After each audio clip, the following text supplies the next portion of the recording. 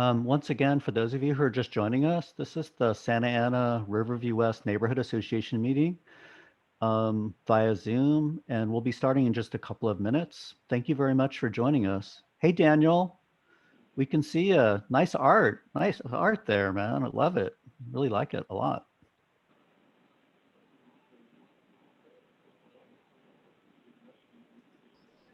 Thank you, Mr. Cotton. You're welcome.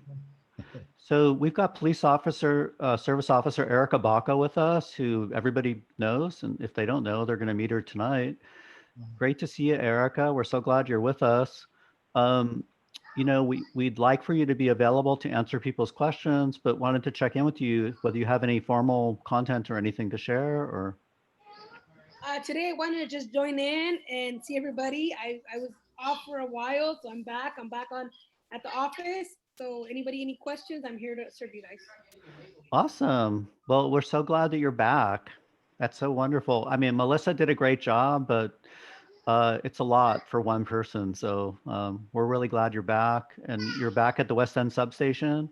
Yes, I am there and on modified hours, Monday through Thursday, 9 to 2 p.m. Okay, very good.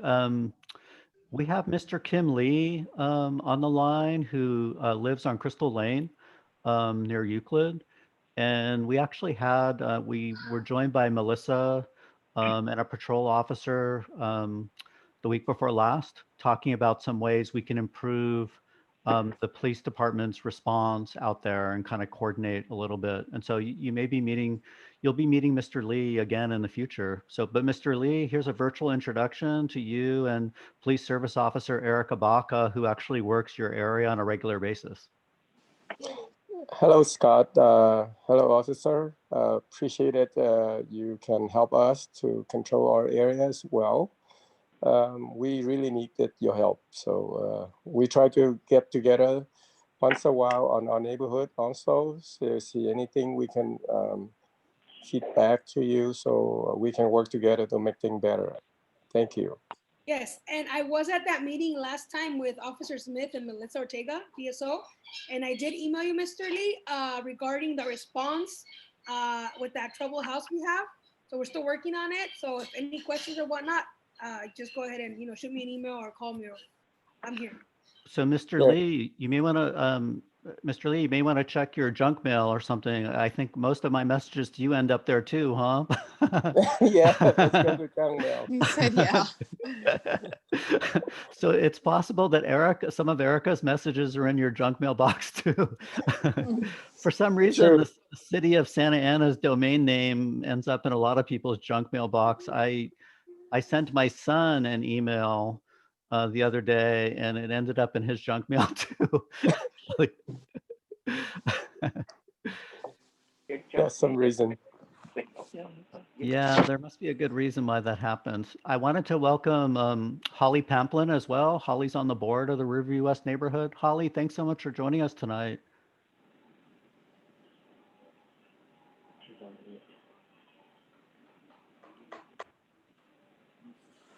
All right, so it's 6:20. Julie and Roy, I'll defer to you, but are we ready to get started?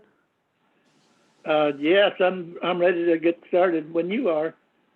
Okay, excellent. If it's okay with everybody, why don't we get started now? Okay. And if we need to bring anybody up to date, we can. And Alyssa Ventura from our team can take care of admitting any additional participants who join us as well.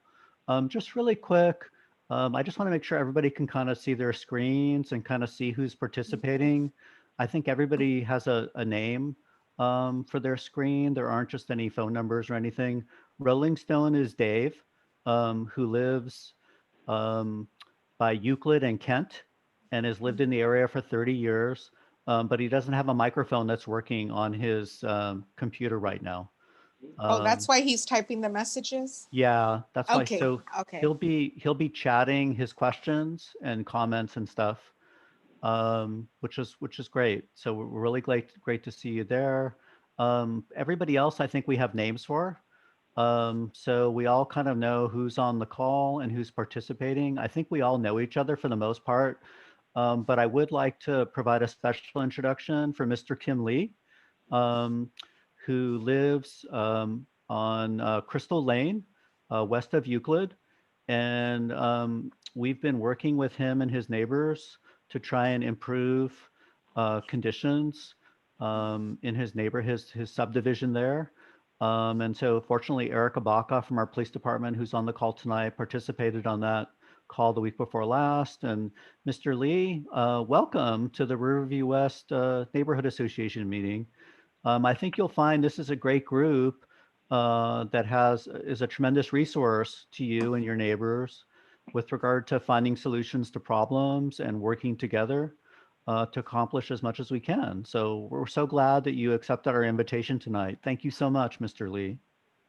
Thank you, Scott, and thank you for the River West neighborhood. Let us join you so we can learn a lot from you, and also we can share together and participate together. Hopefully, we can have a better result. Appreciate it. Awesome. Very good. I'd also like to acknowledge Terry McCall, who is a board member of the Communication Linkages Forum. And so that's the board of neighborhood leaders who come together each month and help other neighborhood leaders like yourselves focus on public policy matters of citywide significance. And so they're called ComLink, the Communication Linkages Forum. And if you are not currently getting invitations to their meetings, we can arrange that. They meet on the fourth Thursday of each month. And my colleague, Margarita Macedonio, actually works very closely with the board. Margarita, can you share info on their agenda for Thursday night? Yes, actually, the Comlink meeting has been rescheduled to this coming Thursday, October the 29th. The meeting will start at 7 p.m. And Comlink has a page on the city's website, and it has the information. It's actually, when you go to the front page of the city, it's an event calendar item. You'll see for October 29th, the details about how to join the Zoom call. And we do have the city budget presentation as required by the Sunshine Ordinance that is scheduled. So we do have our special guest, Kathryn Downs. So you have a preview of that now that she's at your meeting and you have that time directly with her, but she'll be able to address, along with her budget teams, some of the other questions that neighborhood leaders have had about Measure X and other components of the city's current budget. We will also have some highlights regarding a survey on policing that the police department has come up with. And we have our liaison to the downtown Santa Ana businesses, Julie Castro Cardenas, who will also be sharing some highlights. And lastly, we'll have a highlight regarding Santa Ana College and some of their current plans and facility improvements. That's all. Excellent. Thank you, Margarita. Thank you so much. At this point, I'd like to turn it over to our colleague, Alyssa Ventura, who will share with you, if you're not familiar with Zoom, how it is you can ask questions and that whole thing. So Alyssa, I'll turn it over to you at this point. Yeah, hi everyone. So there are two ways to participate. So for tonight, if you want to speak or if you have any comments to let us know, raise your hand, use the raise your hand feature. And if you have, if you don't want to speak or any of that, you can ask a question in the comment box. So those are the two ways for you to participate tonight. Let us know if you need anything, use the raise your hand feature. If not, you can ask your question in the comment box. All right, Okay. thank you. Excellent.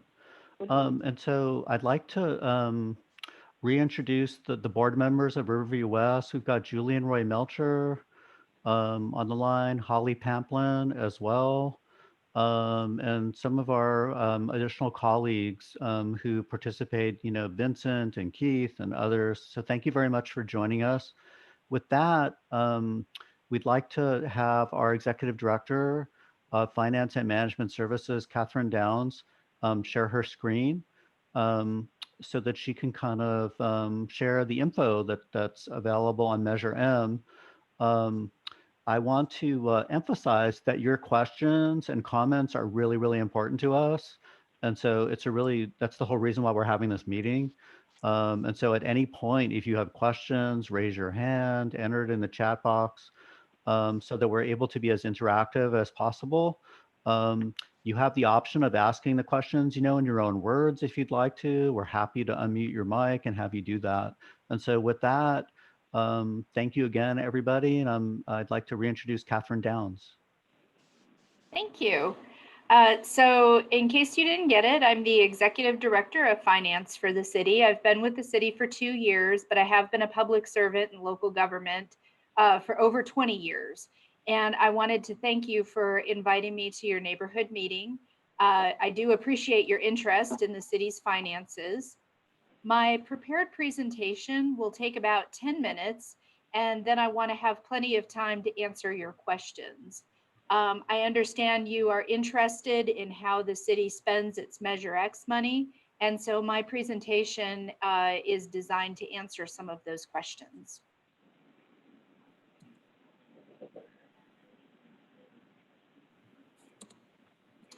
Okay, so tonight I will provide a quick overview of our general fund revenue and expenditures, some information about Measure X, and our 10-year financial outlook. The photo on this slide is the train station, and I just wanted to point out that the city used Measure X money to put a new roof on it recently.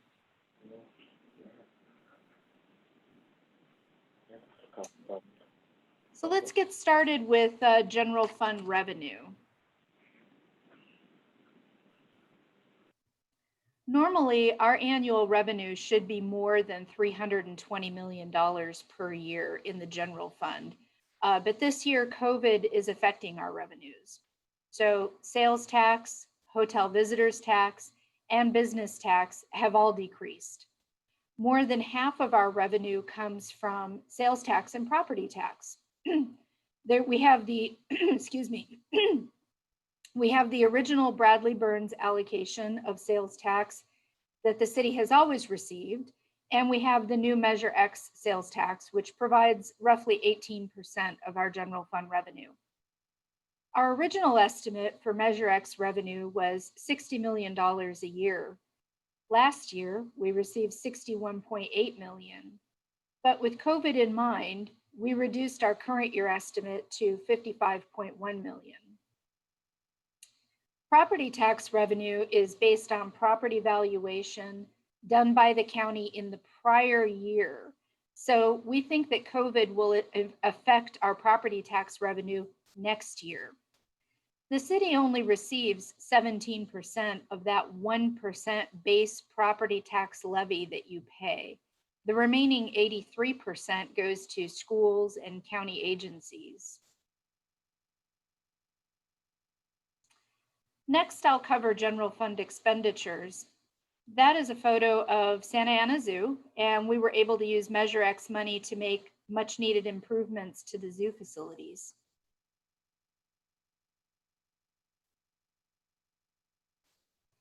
The general fund expenditure budget is $325.9 million.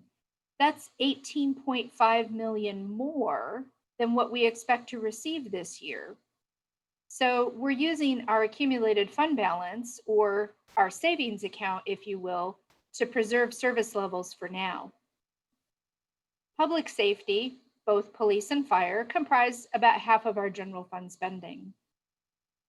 I understand you are particularly interested in the police department's use of Measure X, and I'll cover that in just a moment. Before we dive into Measure X, I wanted to show you a rendering of the Santa Anita Park project coming soon, including a new soccer field. And if for anybody who wants this presentation, by the way, I will send it to Scott, and you can just request it from him or Margarita, and they can provide it to you. Or you can just email me directly. And by the way, I put my email address at the end of this presentation, so don't be afraid to email me. I'm happy to answer resident questions. And Kathryn, this is Scott, and I just want to let you know that the Parks Department is going to be making a presentation to the Santa Anita neighborhood. Oh, okay. With greater details on that particular project that you just showed the site plan on. Okay, very good. So they just landed on that yesterday. They just sort of decided on a meeting date. And we'll let the members of the Riverview West neighborhood know about that meeting too, so they can participate. Thank Perfect. you so much. All right. So let's talk about Measure X. Here you can see some of the ways we are using the new revenue: sidewalk repairs, bus stop shelters, and ball fields, just to name a few. Prior to Measure X, the city had a budget deficit. So the cost of city services were increasing faster than our revenue. To avoid cutting back on services, the city was spending more than it takes in. In addition to that budget deficit, our original cannabis tax revenue estimates were about $7.9 million too optimistic. This was a couple years ago. And the budget included one-time revenue to pay for ongoing services.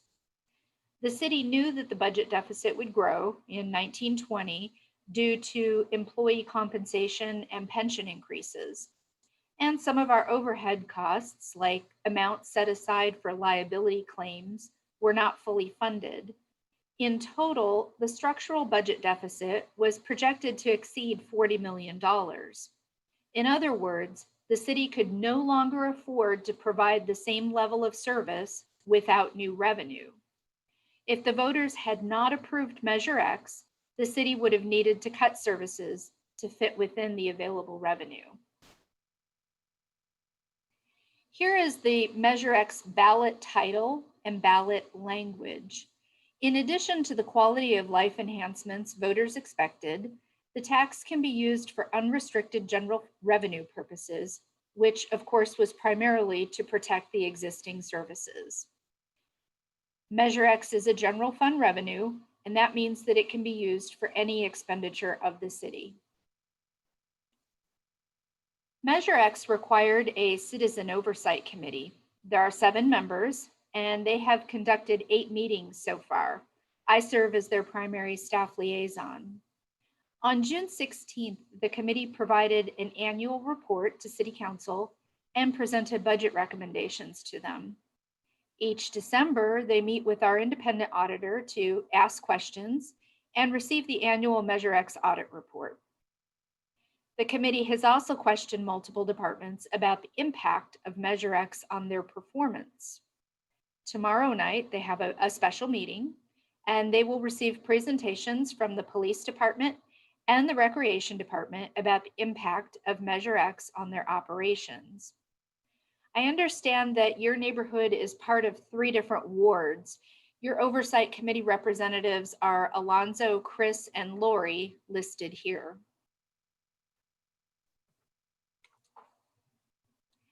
Measure X became effective April 1st, 2019, and we have received 5 quarters of revenue to date.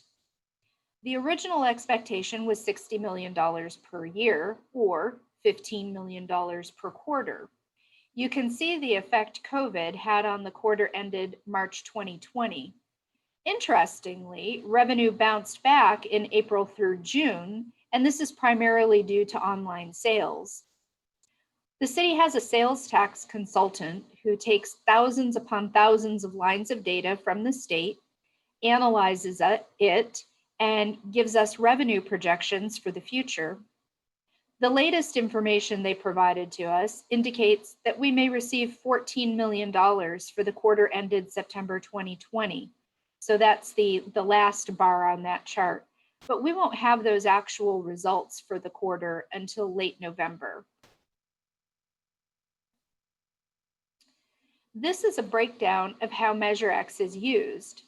It's summarized by the spending categories listed in the original ballot language.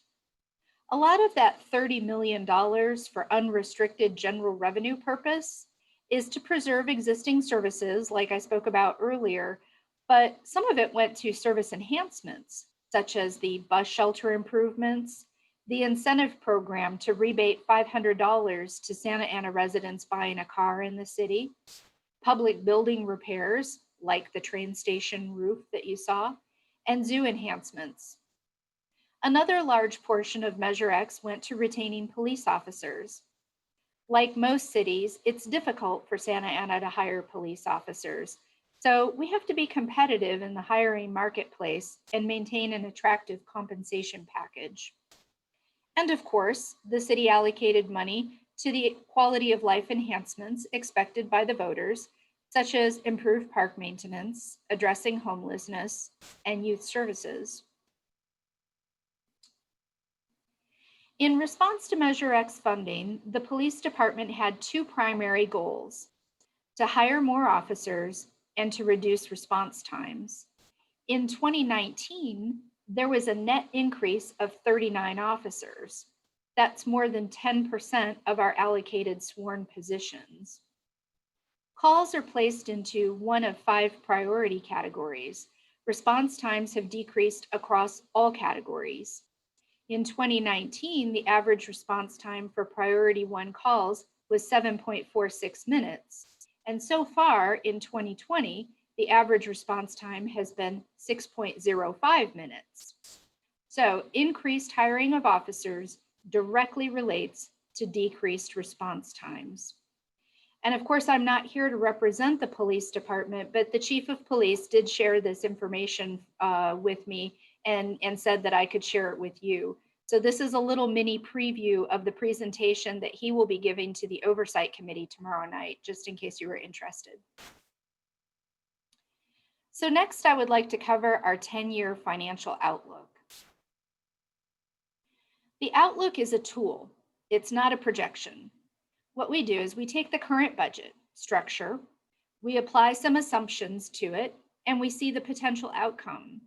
We use the tool to look ahead and recommend changes to the budget to avoid a negative outcome. The assumptions are listed here on this slide. We only focus on recurring revenues and expenditures. So remember earlier when I mentioned that COVID is likely to affect our property tax revenue next year? For now, we are assuming a $4.8 million reduction in property tax revenue next year. And that's based on our experience after the Great Recession of 2008-2009. We've also included future items that we know about, like increasing pension costs, paying off the debt for the police building, and the scheduled reduction of the Measure X sales tax rate.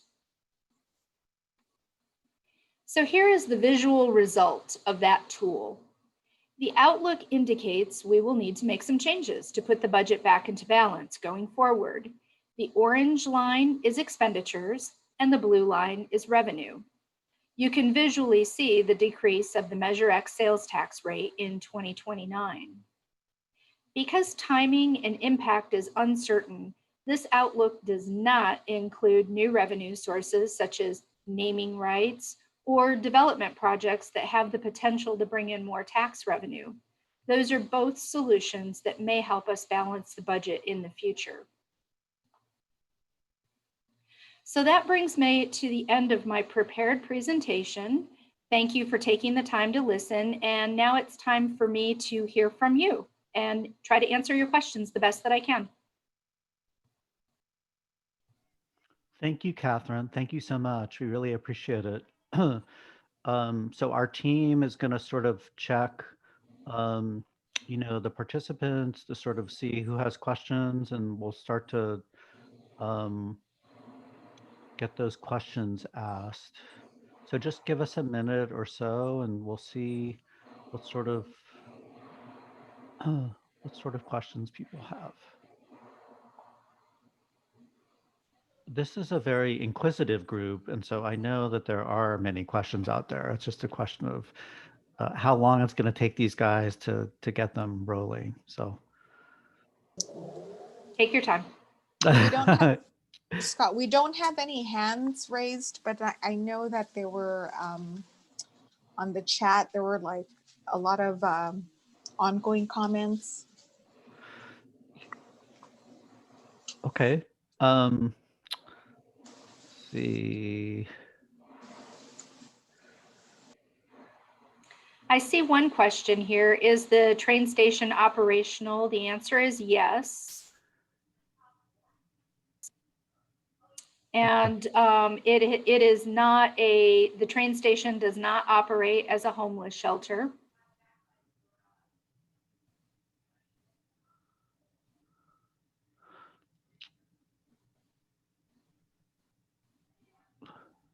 Yeah, I see there are lots of like quality of life questions that Rolling Stone has, and we'll follow up with Dave, with Rolling Stone on those.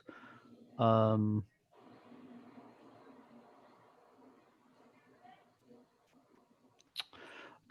Dave did have just sort of like an observation um, that he wanted to share with everyone. You probably saw that, but he's concerned about taxes. So Dave's text messages: no more taxes. The police in Santa Ana are the highest paid in Orange County. COVID will cause or cost everyone more money in the next couple of years. And so Holly There, can't.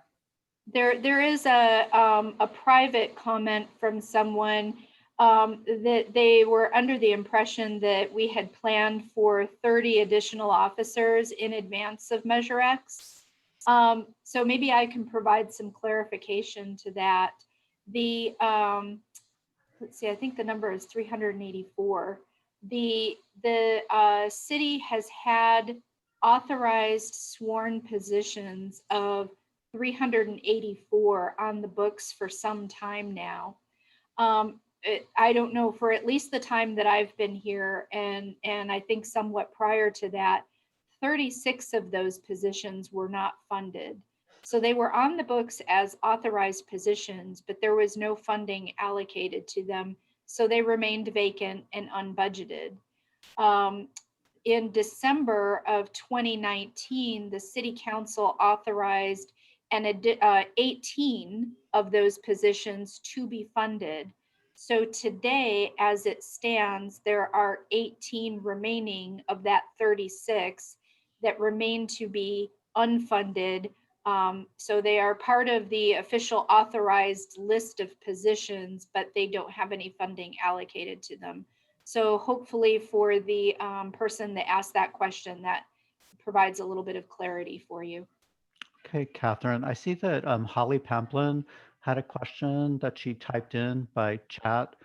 And Holly, I don't know if you want to, we can unmute your mic if you'd like to ask the question in your own words. I see. Holly, can you hear us?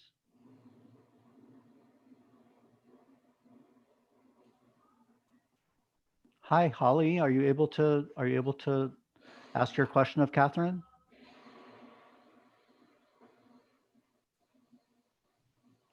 Okay, Kathryn, I'll ask the question on her behalf.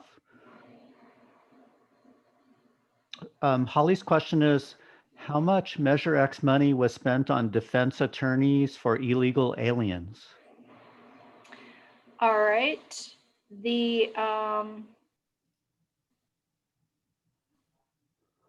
let's see here. I was just pulling it up right now. Okay, Universal Defense, there it is, 200,000. So our fiscal year 1920 budget included 200,000 of Measure X allocated for the Universal Legal Defense Fund for Dreamers and parents. And then there was another allocation for the current fiscal year, which is 2021. And for those of you who don't understand what I'm talking about, our fiscal years run from July 1st through June 30th. So we always refer to our fiscal years in a 2-year segment. So 2021 is the 12 months ended June 30th, 2021. And let's see here for the Measure X.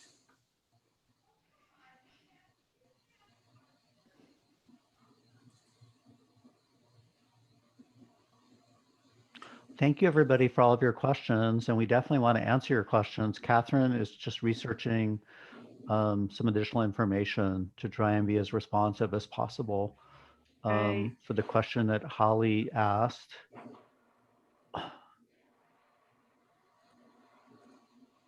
Oh, I know where I can find it. Thank you for being patient with me, by the way. Oh, no worries.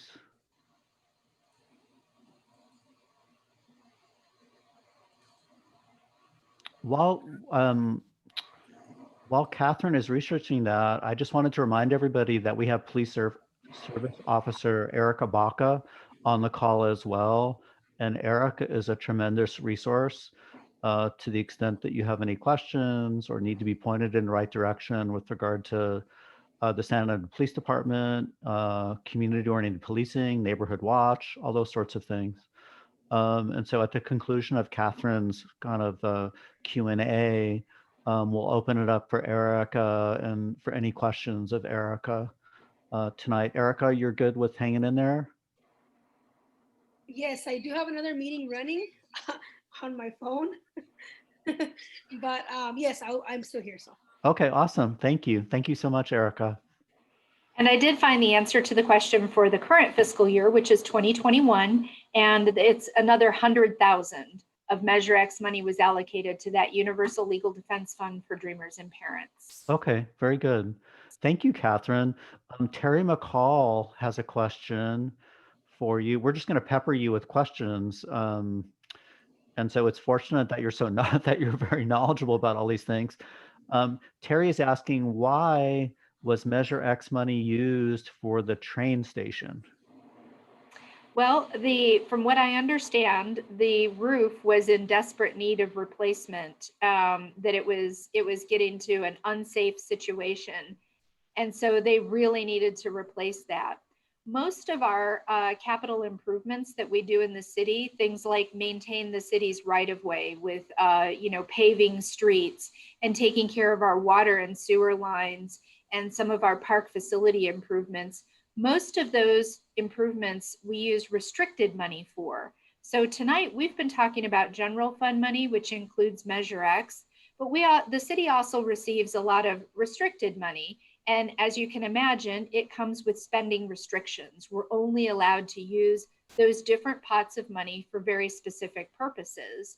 Unfortunately, there are no restricted money sources for buildings, roof replacements for buildings owned by the city. And as I said, this was getting to be a very desperate situation, and there was no other funding source available for that roof. And so the Measure X money was allocated and used for it. And again, the Measure X money is a general fund revenue, which means that it can be used for any purpose of the city. So it really spoke to the level of desperation for that facility. Hello. Hey, excellent. Thank you very much. I think Keith's mic is unmuted. Keith, did you have a question for Kathryn Downs? Yeah, I certainly do. Hi, Kathryn. Hi. I think you remember me. I do. How are you? Good, and you? Good. Hey, I got a question for you, just for the benefit of the rest of the participants here. I was part of that recommendation package that we sent to the council. And could you please let us know if the council took any of those recommendations? The council definitely received the recommendations, but as a result of those recommendations, there were no direct changes made to the budget at that time. Thank you. Another quick question too. As relates to quality of life, I know the budget had allowed for some code enforcement officers, and I understand that's been placed on hold. But given that there is money remaining from the Measure X revenue, and that is a quality of life issue, why aren't they proceeding with the hirings? Thank you. The city manager, with support of the city council, has imposed a hiring freeze for all general fund positions. And because Measure X money is general fund, the funding that was allocated to those 2 additional code enforcement officers, those positions are on hold. They are caught up in the hiring freeze. And it's just that unfortunately with COVID and all of our decreasing revenues, we want to make sure that we are taking care of what we have already committed to. There's nobody in management at the city that would like to see 2 brand new employees brought on, and then our finances deteriorate so much from COVID that we're forced to lay off those employees in very short order.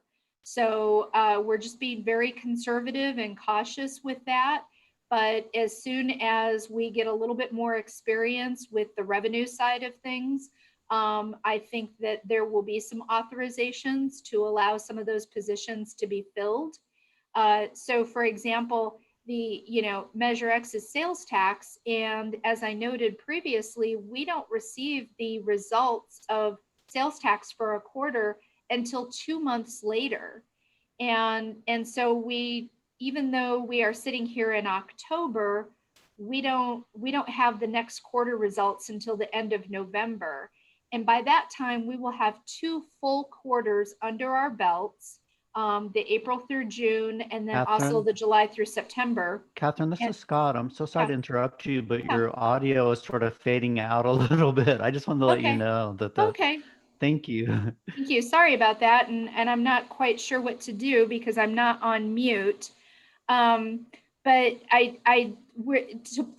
to sum it up, just to bottom line it for everybody, is that we're being extremely cautious right now because in the current pandemic situation, we don't know what's out there waiting for us. And so we're going to proceed very carefully and very slowly with bringing on new employees. Thank you, Kathryn. Another quick question is kind of a follow-up on that. Given the reduction in projected reduction in the budget income, and clearly by that graph, there's a significant shortfall as the years continue on. If my memory is correct, it's 10 million, 21 million, 14 million, 21 million, on and on and on, till we get to like 47 million by the end of that Measure X tax. Do you anticipate reductions in services as a result of all this? Well, I don't have a crystal ball, but there are some things like some development projects, new revenue like naming rights. There are some things in play that if they firm up a little bit, it may be able to help preserve the existing services. Right now, we're getting by using basically $18 million out of the savings account, if you will, for this current year. But because we've got that hiring freeze in place, and we're being very cautious, and we're using our federal CARES money on all of the different COVID response items that we possibly can use it on, we may end up having a little bit extra left over this year as well. And if everything goes well and we have that leftover money and some of these developments pan out, we might be able to kind of get along that way for a couple of years until even more new revenue sources come online. So I can't advocate one way or another, but there's a state proposition that if it's passed on the November ballot, will result in some additional property tax for the city. And I'll let you research that yourself and think about it. And maybe you've already voted yes or no on it. And again, I can't advocate one way or the other, but there are a number of things like that in play that could change our financial picture in the future. Another initiative that I'm working on is potential refinancing of some of our pension debt. I might be able to refinance it at a lower rate and save some money. So I'm currently working on that proposal, and I'm scheduled to provide something to the city council in December, an analysis with some potential recommendations. So we have a lot of different things in play that might be used to balance the budget going forward. Thank you, Kathryn. Thank you so much. Holly has a question having to do with sewer upgrades. And so this is, again, was typed in the chat. Her question is, were the planned upgrades for the sewer system actually performed and completed? We have quite a few sewer upgrades in our funding scheme. You know what? Let me get back to you on that one. Let me find a pen first. Oh, there it is. Let me get back to you on that one. If you want to I will send a response to Scott and he can connect with you later on that one. But we have multiple sewer projects that have been funded, so I'll let you know what the status is on those. Okay, yeah, and I have Holly Pamplin's contact info, and Okay, Holly will get back to you for sure on Okay. that. And any other members of Riverview West who have an interest or a question in that regard. Alyssa, Margarita, do we have any other questions that you're aware of? Are we good? Are we good for now? Once again, just a quick reminder, to the extent that you didn't get enough of the discussion regarding Measure M tonight, Kathryn shared that there's a special meeting tomorrow night, correct? yes, that is correct. And Kathryn Downs and her budget team will be making a budget presentation on Thursday night. So if you're super into this sort of thing, you'll have an opportunity to ask additional questions and to learn even more about it. And to the extent that you need more specifics on how to get access to those two upcoming meetings, you could always email me or Margarita. The meeting on Thursday evening is the Comlink meeting, which many of you are already very, very familiar with. And so since there aren't any other questions, Kathryn, thank you so much. We really, really appreciate you sharing and taking our questions.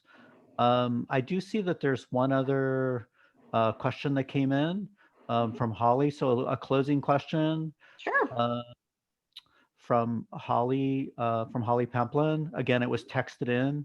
Yep. Her question is, how was it possible for the city to spend Measure X money on attorneys for Dreamers and their parents and not adequately fund the actual city needs? Well, again, Measure X can be spent for any purpose of the city, and it was the city council's decision to add that into the budget. So it wasn't a part of our draft budget recommendation to the city council, but they took action to add that in themselves. Okay, very good. Thank you. Thank you again, Kathryn. We really appreciate you making yourself available. And we're looking forward to your presentation on Thursday evening as well. So thank you. Thank you again. Wonderful. And then tomorrow night, if you're interested, the Oversight Committee meeting begins at 6 p.m. So take care, everyone. And thank you again for having me. I appreciate it. Thank you. And so with that, Julian Roy and the board members of Riverview West, if it's okay with you guys, we're going to reintroduce Police Service Officer Erica Baca to take questions from the group. Julian Roy, Holly, Keith, Vincent, we're good with going that direction? Hearing no Sure. Yeah. no other ideas. Yes. Yeah, we're going to go ahead. Erica, please proceed. Yeah, so if anybody has any questions, I am here. Like I said, I put it on the chat as well for those of you that don't have your mics on. I am at the West End substation. And for those of you that don't know, I do work everything west of Flower. So I am with the West End and South Coast area. And Melissa Ortega, the PSO, she's everything east of Flower. So any 602, any questions or whatnot pertaining to east of Flower, it's her. And then everything west of Flower is me. So, and then like I said, I'm at the West End substation because of modified hours. I'm there 9 to 2, Monday to Thursday. Hi, this is Keith Carpenter. I have a question for you. Could you describe what your actual job is? I mean, are you a field officer or what is your actual function? So I do run the West End substation. Anything that, if anybody wants to come make a report, if I can't take it for you, I will call an officer in. Just basically anything, just like the police department. The only thing I can't do is money transactions. For example, if you need to pay a ticket or fix a ticket, I can't do it because it pertains to money exchange. I can't give you any copies of any reports because again, it's money transaction, but anything else I'm able to do there at the station. I'm also part of the event planning, any events that we have with the police department, for example, our open house, our national night out, any trunk or treats for this month or whatnot, those we plan as well. There's a total of six PSOs, police service officers, but 4 of us are assigned to the field for community outreach and crime prevention. Thank you. Excellent. Are there any other questions for Erica? Or Erica, do you have any, there was a coffee with the cop. Was that last week? I just can't remember. I know we look forward to those events though. Yes, we had a coffee with the cop at the 7-Eleven on Harbor and McFadden. So we are trying to do our events centralized as well as in the outskirts of Santa Ana. So every month we're trying to host an event in different parts of the city just to get the people, to come out and with all this COVID situation, it's been very hard because a lot of, 60% of our job is out in the field. And for us to not be able to go out or to give you guys a flyer or to give the people flyers or whatnot for any type of information was really hard for us. But now we're starting to come up again and yeah, so we did host a coffee with the cop. Tomorrow we have a trunk or treat at the police department, 4:30 to 5:30 p.m. from the police department. And so that's also run by us, by the chief's office. And so just as much as we can get out there for the kids, for the families, obviously, with COVID restrictions, with their mask and hand sanitizer and everything else, but we're trying to make it as best as possible so we can still interact with the community. Excellent. Thank you, Erica. Thank you so much. Are there any other comments or, so Rolling Stone, who is Dave, who lives Kent near Euclid, has been sharing that he's concerned about some narcotic sales in homes in his area. I'd like to suggest, Dave, maybe that you just communicate directly with Erica kind of offline, because it's a little bit of a sensitive topic and we don't want you to have to share too much information in a very public kind of way. Erica, I think you've shared your email already in the chat. But Dave, we'd like to encourage you to follow up with Erica Baca regarding your concerns about this house or two in your area. Dave, She can you- shared both her phone number and email on the chat. Okay. Dave, so Rolling Stone, we just want to make sure you got that message. We know your mic isn't working, but we just want to make sure you got the message and that you'll be able to, okay. Rolling Stone says, thank you very much, Erica. So you'll be hearing from Dave, Rolling Stone, regarding concerns he has west of Euclid Street. Okay, Yes. very good, very good. If there aren't any other questions, we can have just a general discussion about any neighborhood issues or concerns. I do have one. I can kick it off with one announcement. I think Alyssa, our colleague Alyssa, can share her screen. And I can talk a little bit about this one item, which will give you guys a little bit of time if you want to think of anything else to kind of talk about. Many of you are familiar with the Budget Inn, the motel on Harbor Boulevard, just north of the 7-Eleven, like north of Hazard. And so that property is going to be totally renovated as permanent housing for people. It'll no longer be a motel. And so this is a rendering of what the facade will look like off of Harbor Boulevard. And this will be a property that will be managed 24 hours a day. And I think that given the issues we're all familiar with regarding vice and prostitution and things like that on Harbor, having one fewer motel is probably a welcome change out there. And so there's going to be a community meeting to talk about this project on Wednesday, November 4th at 6 o'clock. It's a virtual meeting, and we will send this information out. We'll send this information out to the Riverview West group so you guys can participate and ask your questions. This particular project will be an affordable housing development for people, in particular veterans. And so you may have questions about that as well. and the team from the developer will be in a position to answer your questions on November 4th, so that you'll be able to better understand sort of what they're proposing. But once again, the budget in motel is what's slated to be closed, essentially, with uh, a use that's geared for long-term residents at this point. And so that's the item that I had wanted to share.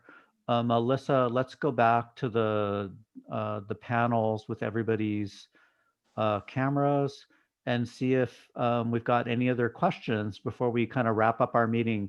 Julie and Roy Melcher, anything that you would like to share at this point? I just sent you a note to unmute your mic. There you go, Julie and Roy. Yes, we wanted to talk about 301 and 305 North Mountain View. It's a public hearing. Okay. They're building, they want to build condominiums there, apparently. Changing the code from general agricultural to a zoning district. I just wanted to know if it was, everybody knew about it. October 26th is a meeting for that at 5:30. Yeah, my recollection was that we had actually, the developer shared their site plan at one of your meetings, what they were proposing. Same one? What's that? Is that the same one? He didn't do Yeah. anything. That property has been not used. I think it's next door to that property. No, it's the same one. It's the same one that we had talked about. It's a condominium project. I believe Keith Carpenter had questions regarding parking on site, and we were able to get him the answer to that. And so it's that same project that we shared with you guys a couple months back. And so Yeah. it's sort of making its way through the public hearing process. There was a planning commission discussion on it, and now a city council item has been scheduled too. To the extent that you have an interest, we encourage you to participate in that council meeting and make public comments or submit your comments in writing. And if you need any additional information about the proposed development project, we can certainly get that site plan or whatever it is you need to take another look at it. Scott, we have a question that Holly and Sue Pamplin posted on the chat, and it's back to the budget insight, if that property will be a halfway house / homeless shelter, the Jamboree project. Okay. So my understanding is this will not be a homeless shelter. So it's permanent, long-term affordable housing. That's my understanding. But that's a great question, and it would be wonderful to ask the developer that question. For those of you who are familiar with the Veterans Village that was developed on West 1st Street near Susan on Santa Anita on that vacant lot, it's a really nice project, actually. It's the same development company, basically, that is proposing this Days Inn project. So it's a very, very reputable affordable housing developer that has an extensive track record and a lot of financial resources at their disposal to do the right thing and to make good decisions regarding the maintenance, management, things like that. So that's just by way of introduction. That's who the development entity is. But I encourage everybody who has questions about that project to participate in this meeting in November and ask their questions directly of their team. And that's next Wednesday, November the 4th. Yes. Also, Scott, what is the property doing on Yale and Warner, the county property? Okay. I'll defer to Margarita. It sounds like it's the homeless shelter, the Yale. Yeah. Do you have any current info on that at all? We know that the county had acquired it and was working on making plans to have it operational, but we don't have any of the latest as far as the timeline goes. So we're aware that there was a lot of pushback from the businesses around that area from residents from the surrounding neighborhoods about the location and just some concerns in general. But we know that the county was planning on continuing to offer and operationalize that site. So we can circle back to see what the latest is, Julie. I'd appreciate it. Thank you. Yep. Julie, Scott, this is Scott. Julie, this is Scott. And just really quick, I just wanted to mention also that the shelter that was in operation on the very, very eastern part of the city near Red Hill and Warner, that one is, that initial site is closing, and there's a new site that they identified around the corner from it near Red Hill and Warner that they'll be moving into, and that'll be a permanent location for that. So that's on the very eastern sort of side of the city as well. That will enable the city to meet its obligations under like these court, the federal court decrees and things like that. That's for the city's homeless shelter. Yeah, and that's a different shelter than the one that Margarita is talking about, which will be operated by the county. That's the one on Yale. The city does have a homeless services manager, and to the extent that at some future time you'd like to kind of drill down into more of the specifics related to homeless services, we can extend an invitation to Terry Eggers, who's the homeless services manager, and she's very, very knowledgeable about those things. So keep that in mind. Back to you, Julie and Roy. I know you had other questions probably. We've in the past talked. This is Roy Meltzer. In the past we've talked about problems with traffic on Euclid. It's getting very heavy, and there seems to be a lot of people with extremely loud exhausts going down there. Maybe if you're going to provide some additional policing in that area for the 5200 block of West Crystal Lane, you could look at cutting down on that racket. It seems that they like to, these people with the loud exhaust like the reverberations they get between the high walls on either side of Euclid at just around Crystal, Kent, and Roberts area. It's becoming a raceway. Yeah, and sometimes we hear what sounds like racing, a couple, 2 or 3 cars. Okay. On Euclid is where the racing and the sound is coming from. In the area of it's between Leonhardt and Roberts, in that general area. Racing from Edinger to McFadden, or McFadden to Edinger. Okay. But if they're going to have extra police for the 5200 block, maybe they could take also a look at stopping the loud mufflers. Okay. Yeah, we'll have a note. We'll have notes from this meeting, so we'll be able to sort of follow up on some things associated with that. hey, Scott, I've got a couple questions if I could. Is this Keith? Yes, it is, sir. Yes. Okay. Hey, a couple things. We've had some ongoing issues about the construction and the curbs and all that kind of stuff.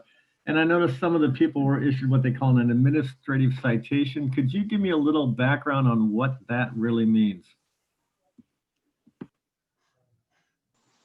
So an administrative citation is a civil type of fine or penalty, right? So you're familiar with there being criminal law, right? And civil law, right? The 2 different sort of codes. And so when a code enforcement officer provides a citation to a property owner, they're not at risk of going to jail, let's say, right? It's not a criminal violation. It's a violation of the civil code, the Santa Ana Municipal Code. And so the form of notice that they use is called the administrative citation. And administrative citations carry fines with them typically, and the fines escalate over time to the extent that people don't comply. With regard to code enforcement, and and my colleague Margarita is on the line as well, and she's very knowledgeable about this as well. But with regard to code enforcement, the city's objective is compliance by the property owner, that they comply with whatever safety improvements or community standard improvements and things like that that are necessary, that the inspector has determined are a problem with the property. And so if the inspector has given, as an example, has given them a warning and said, you have to comply, otherwise I'm going to fine you in 2 weeks, and they come back in 2 weeks and they haven't done anything, then the inspector may issue a fine at that point. Again, seeking compliance. The inspector may come back 2 weeks later and say, hey, I fined you 2 weeks ago. I told you you need to make progress on this and improve the situation. There's been no progress at all. So now to get your attention, right, I'm increasing the fine. I'm giving you another fine. Basically, we want you to comply. Basically, we want you to address whatever the concern is. So Keith, I hope that starts to answer that question that you have. Yes, it does. And I have a follow-up question on that. And Holly will probably chime on this in a second. We've got an issue, as you know, about the food truck along being parked there. And now we've got a virtual homeless encampment starting in the same area. Who do I talk to about getting that curb painted green for 1 hour parking? Because it is on the commercial side of the street, not the residential side. Who do I talk to about getting that done? And is it possible to get signs put up for no overnight parking in this area? Thank you.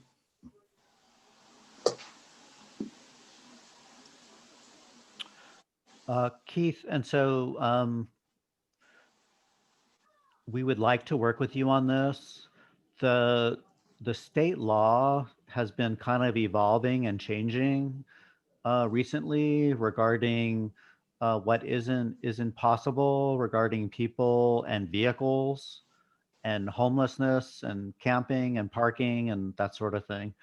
And so in the past, the rules were a little bit more hard and fast regarding what people could do and what they couldn't do, and what sort of enforcement was available by the police. That's changed within the last couple of months or so. And so I think Margarita and I will sort of check in with our colleagues at the police department and have a conversation about the specifics of this location you're referencing to sort of see what is or isn't possible. So I wanted to chime in on this, Scott, because in other neighborhoods where the food trucks are, they're aware that city staff or code enforcement, is not working late. So sometimes they stay longer in a location, taking away parking, from the residential area. And so I know there's right away, the solution would be, well, let's limit the time by painting the curb red or white or, green in this case, so that it limits the amount of time that the food truck can be stationed in that area. So we have to be careful from a city perspective because we've vetted that through our public works traffic engineering, just so they can study that. And if the intent of having that curb painted is to offset or to target the food truck, that is not the intent of the program, about redesigning, the street or that curb and the intent, because then, we can be sued, by the food truck operator or the business that they are being targeted. And so it does take some coordination because there's like other things that need to be observed on what the food truck operator is doing at that location. For example, are there other vehicles that are supporting that business that are also taking the parking beyond the limited time, the 72 hours, and that's when the police department comes in. And right now they are limited, and we're actually waiting for some more clarification on how we are applying the enforcement when it's beyond the 72 hours. So that's like another element. And then I'm reading on the chat, near that area too, where you have this homeless encampment and sort of drug activity building, we have our quality of life team and, our police department, some of the other teams that can help, coordinate that. So I just think it seems like that's a clear hotspot where there's a magnet of activity taking place, that we need to look at it from all these different elements, whether it be, on the traffic engineering side, maybe as a last strategy, but first getting it on the radar of our police department to try to make some traction there. I appreciate that. Now, one thing too it's becoming an issue is because we got this motorhome parked right by the corner. You can't see oncoming traffic. Now you have all these people parked there for the food. You've got spillover from the commercial area onto the street, then they're parking. So now when you make the corner, it's hard to see. And I hate this to be one of those situations where it takes where somebody gets killed and the city finally acts. I hope you can appreciate that. So I mean, even a red curb coming in off of Euclid would be helpful, because that keeps people from parking right on that corner. And again, you can't see. So anything you can do would be great. And if, again, I don't want this to be an issue that dies on the vine. So whatever I can do, I'm open up to do that. And I hope somebody gets back with me so we can continue this fight, because that, quite frankly, becomes a fight, as you're fully aware. And this is Euclid. This is Euclid and Lenhart, right? That's correct. That's correct, Scott. Yeah. When you come in off there now, we got cars parked all the way from the corner, all the way down to the driveway into the shopping center. So you got cars there. You got cars parked coming on the north side of the street. Like I say, this motorhome in particular, you have to pull out into the street to even see if there's anybody coming. And now with this food truck and all the other, as Holly pointed out, drug activity, there's a lot of traffic. And again, I hate to say it, but what I'm afraid of is somebody's going to get hit, or there's going to be an altercation, which almost happened to me the other night, because you get somebody that's a little bit intoxicated and they think they own the road. So I just don't want to see it to escalate. But again, we've got the chance as a city, as a community, to kind of nip this in the bud. We're bringing it up as citizens and hoping for some action. So again, whatever we can do would be great. And a quick shout out to Mr. Lee. I admire him for what he did in his neighborhood, getting his neighbors organized. I think that was a great thing. So again, whatever we can do, I'm all for it. I think there's other people here that are on the same page. So yeah, and just I wanted to add on the food truck situation. What I didn't mention is code enforcement. So I don't know if this food truck, if they're using the sidewalk to place they are tables and chairs and trash cans. I mean, that's like another element, to add to it, where we can just pull in from the code officers to focus there. Well, here's a quick suggestion on the code enforcement, because I know the reason we're always given is, oh, geez, they don't work at night. Well, we've got general fund money that can be used for that, to get some appropriation for that. And it's kind of frustrating for me when code enforcement doesn't go to the council and say, hey, look, guys, we got a problem. I need money. Again, I can't do that for them. That's something that the management and code enforcement needs to do. The police are quite effective at getting the money that they need for their projects. Mm-hmm.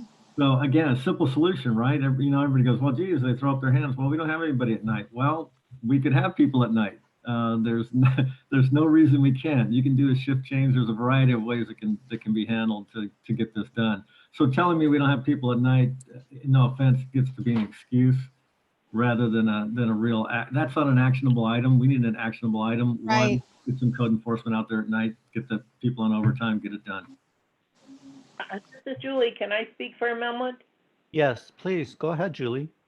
Thank you. I spoke to Will McGovern the other day in reference to this area, and what I'm concerned about is also the man that is picking up cans, the aluminum can man there, has taken up a lot of room in the back parking lot of the Mom's Market, and that is also cutting down on their parking inside the mall as opposed to outside, and we're having our parking area disrupted because they come here and park and they can't go into the market unless, or go to the aluminum can man, and they're parking on our streets from the restaurant. So the Okay. recycle man is taking up more room than he should be. And I spoke to Mr. McGovern, and he hasn't called me back or answered me on that request. I want to know who gave permission to have that man distributing his aluminum cans there, because they come and the homeless come and everybody comes there, and there's no room for anybody to park with the trucks that come in from the market. Now that's another issue. We have utter chaos with umpteen zillion trucks coming in and parking there, and then we have the man that comes in to sell his tacos during the night and disrupt the neighbors across the street there. They must have that infection coming in and out all night long. So, yeah, it's a big issue, and we really need to have it addressed. Okay, very good. We've taken notes, and I'm familiar with that loading dock basically behind the shopping center there. And so, yes, we will follow up and have some conversations about what can be done to try and improve things there. Yeah, I'd appreciate it, because like I said, the man with the cans takes up he's 50 feet from everybody's door, and he makes noises, and he has 3 containers there with his cans, and it takes up all the room, so there's no parking. Okay, very Thank good. Is you. that, Thank you. so I'm looking at the chat and I know that Holly and Sue have expanded, I think, on that, from that location. And they have a question for me. Oh, about the city being sued. Oh, that's a comment by Rolling Stone. But I think Holly has a question. Yeah, Holly and Sue, do you want to go ahead and ask your question, or?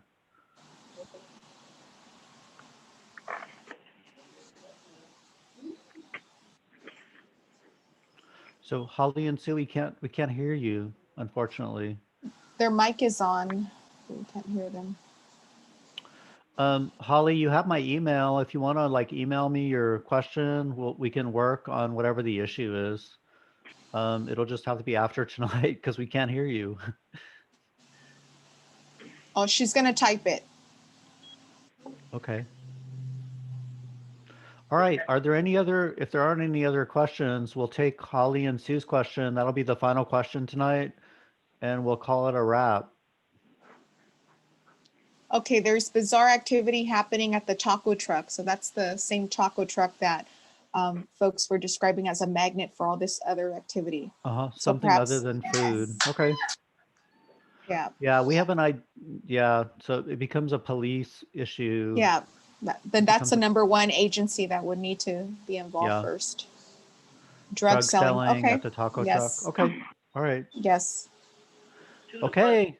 Thank you very much, everybody. Thank you, Julie and Roy and Holly, Vincent, Keith, Dave, the Rolling Stone, Mr. Kim Lee, Terry McCall, Daniel. Thank you very much, everybody, for joining us tonight.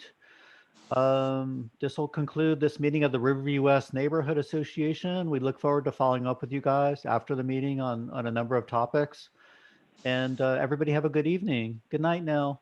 Thank you. Be Thank safe. you. Good night. Toodle.